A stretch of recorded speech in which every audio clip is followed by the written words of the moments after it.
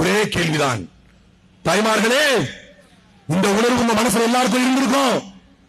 எவனோ ஒரு நடிகன் வந்து மத்தவெல்லாம் கட்சி ஆரம்பிச்சுட்டு அதுக்கப்புறம் வீட்டுக்குள்ள வந்திருப்பா, நான் உங்க வீட்டுக்குள்ள வந்துட்டு தான் நான் கட்சி ஆரம்பிச்சேன்னு டைலாக் அடிச்சா அதற்கு நம்பி உங்களுடைய வாக்கை செலுத்தினீர்களே, அவன் உங்க வீட்டுக்குள்ள வரும்போது புரட்சியாளனா வந்தானா?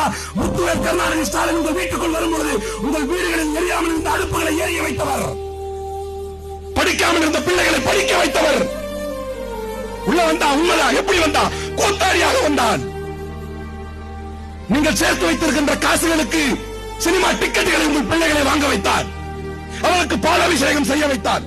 அவனை நம்பி வந்தவர்கள் இறந்து போனால் ஏன் என்று கூட திரும்பி பார்க்காமல் ஓடினான். 42 பேர் கருவிலே இறந்த போது கூட ஏன் என்று திரும்பி பார்க்காத ஒருவனை ஜெயிக்க வைத்துவிட்டு, அந்த சம்பவத்திற்கும் தனக்கும் எந்த சம்பந்தமும் இல்லை என்றாலும் தன்னுடைய ஆட்சியில் நடந்த ஒரே காரணத்துக்காக இத்தனை வயதிலும் இரவோடு இரவாக ஓடி வந்த ஒரு தலைவனை தோற்கடித்தீர்களே மக்களே. இது வரலாற்று பிழை, இது வரலாற்று பிழை, இது வரலாற்று பிழை.